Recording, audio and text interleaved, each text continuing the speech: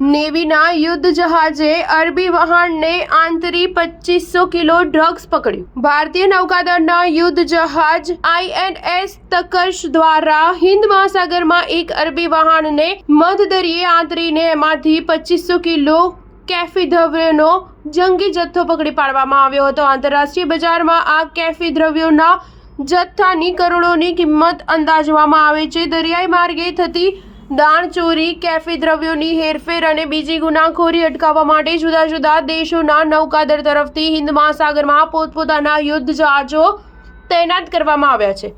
તેના ભાગરૂપે ભારતીય નૌકાદળનું INS તકર્ષ શિપ પેટ્રોલિંગ કરતું હતું। તે વખતે 31મી માર્ચે મુંબઈના મેરીટાઈમ ઓપરેશન સેન્ટર અને નેવીના P-81 વિમાન તરફથી એક વહાણની શંકાસ્પદ હલચલની માહિતી અપાઈ હતી।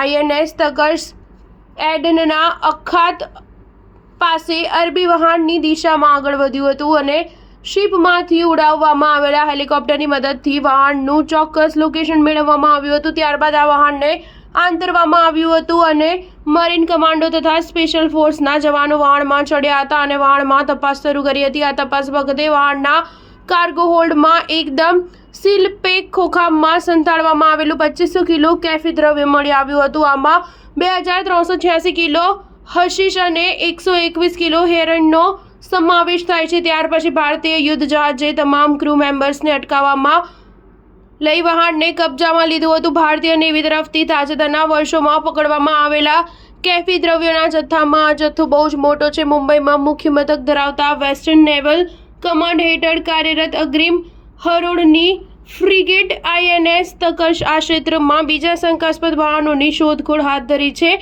આરબ વહાણના ચાલકોની પૂછપરછ દરમિયાન મેળવવામાં આવેલી માહિતીના આધારે દરિયાઈ માર્ગે ડ્રગ્સની દાણચોરીને નાથવા માટે હિન્દ મહાસાગરમાં ભારત સહિત વિવિધ દેશોના નૌકાદળો તરફથી સંયુક્ત ઓપરેશન ચલાવવામાં આવી રહ્યું છે। સ્ટાર ન્યૂઝ 7 હંમેશા સચ્ચાઈની સાથે।